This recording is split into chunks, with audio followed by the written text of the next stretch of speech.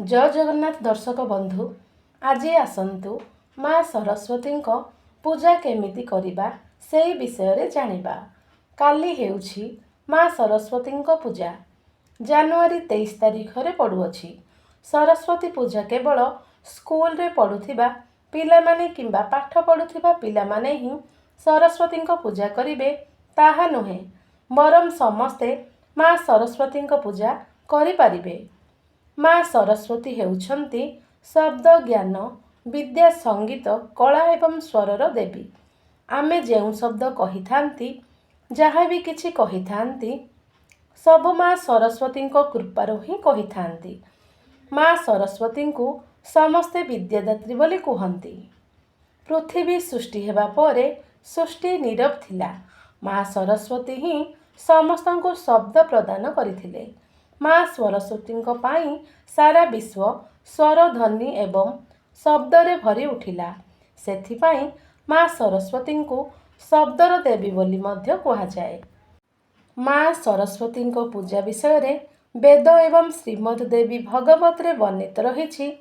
प्रतिवर्ष माघ मासर शुक्लपक्ष पंचमी तिथि रे माँ सरस्वती पूजा होइथाए। एही वर्ष सेमिति जनवरी 23 तारिख रे माँ सरस्वती पूजा पड़ुअछि। एही दिन को श्री पंचमी किंबा सरस्वती पूजा किंबा बसंत पंचमी बोली मध्य कहुए। माँ सरस्वती एही दिन रे आविर्भाव होइथिले। सेथिपाई माँ सरस्वतींकर जन्म दिवस रूप रे एही दिनटी को पालन करा जाए। समस्त विद्यार्थी मानक सहित अन्य माने मध्य माँ सरस्वती पूजा करि पारिबे। माँ सरस्वती को धला रंग अधिक प्रिय होइथाए। तेणु माँ को पूजा रे धला रंगर फूल धला रंगर भोग लागिले माँ अधिक खुशी होइथांती। जेमिति कि माँकर प्रिय फूल हेउछि धला गोलाप, धला कई, टगर, तराट, धला मंदार, धला चंपा इत्यादि। एही फूल सबु माँकर पूजा रे लागिथाए। माँको पाई फूलर हार तियारी मध्य होइथाए। ता सहित हलदिया रंगर फूल मध्य माँको पूजा रे लागिथाए। सरस्वती पूजा दिन धला मुरुज पड़िथाए। धला मुरुज रे स्वास्तिक चिन्ह आंकी पूजा करा जाए। एही पूजा रे घरे थिबा वेद पुराण पिलामानंकर नुआ खाता नुआ बही सिलट संगीतर वाद्ययंत्र गीता इत्यादि को मध्य पूजा करा जाए। पूजा रे धला रंगर भोग मध्य पूजा करा जाए।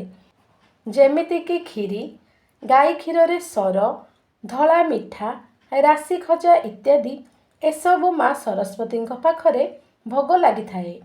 पूजा दिन माँ सरस्वती मूर्ति किंबा फोटो गुआ एवं घट स्थापना करी किंबा दुईटी कलम को रखी मध्य माँकर पूजा करा जाई पारिबो। जदि मूर्ति पूजा करिवे ताहेले नन्ना को डाकी उचित नीति नियम रे पूजा करिवे। स्कूल कॉलेज विद्यानुष्ठान गुड़िकरे प्राय मूर्ति को पूजा करा जाए। नन्ना आसी मूर्ति पूजा करिथांती।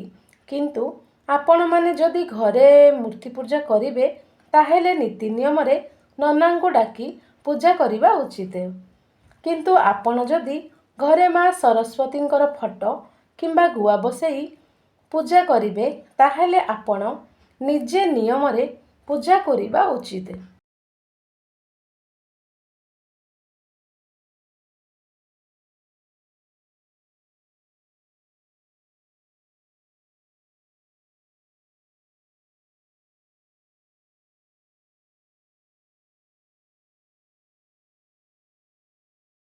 समस्त पूजा परी एही पूजा रे आमिष पियाज रसुण पिता जिनिष बेल मूला इत्यादि खाइबाकू बारण करा जाए।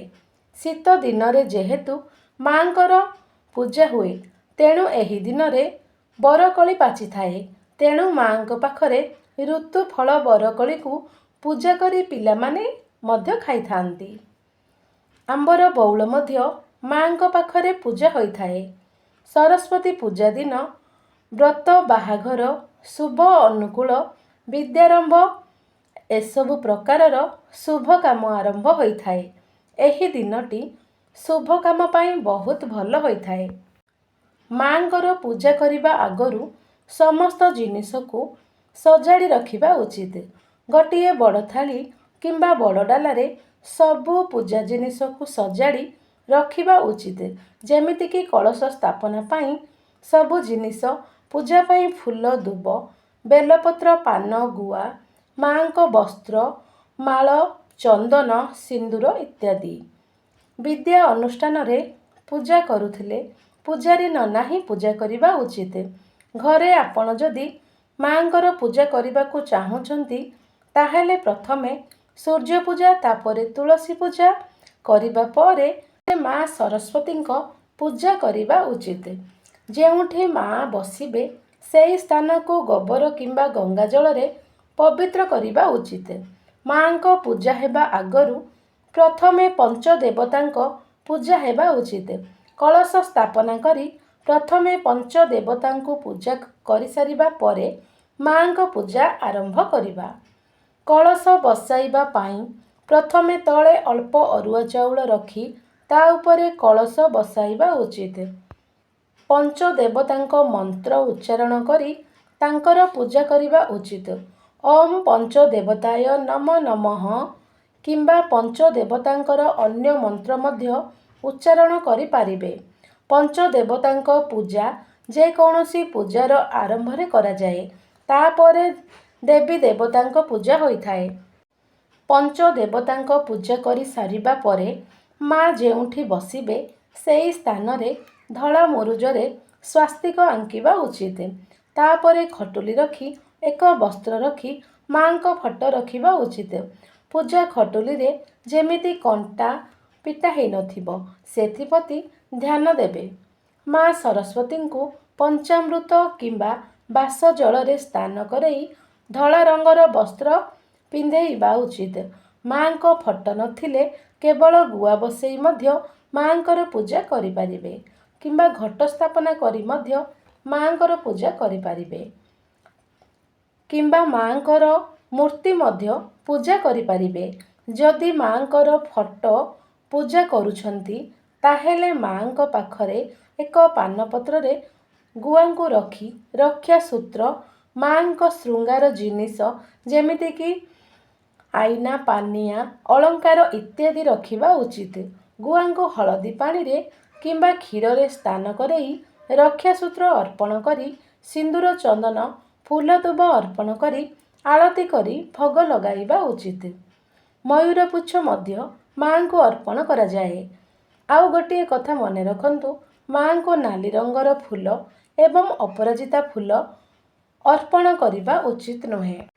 माँ को पाखरे समस्त प्रकारर फल धला लडू मिठा राशि लडू खीरी इत्यादि भोग करा जाए।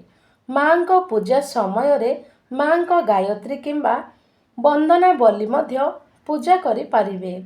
माँ को पाखरे वेद पुराण पिलांक बही खाता पेन संगीत वाद्ययंत्र रखी समस्त को बंदेई पूजा करा जाए। जदि मूर्ति पूजा करुछंती ताहेले पूजा परदिन ही मूर्ति विसर्जन करिदेबा उचित। जदि फोटो माँकर पूजा करुछंती ताहेले परदिन सकाळू कलशर सबु जिनिस को विसर्जन करिदेबा उचित।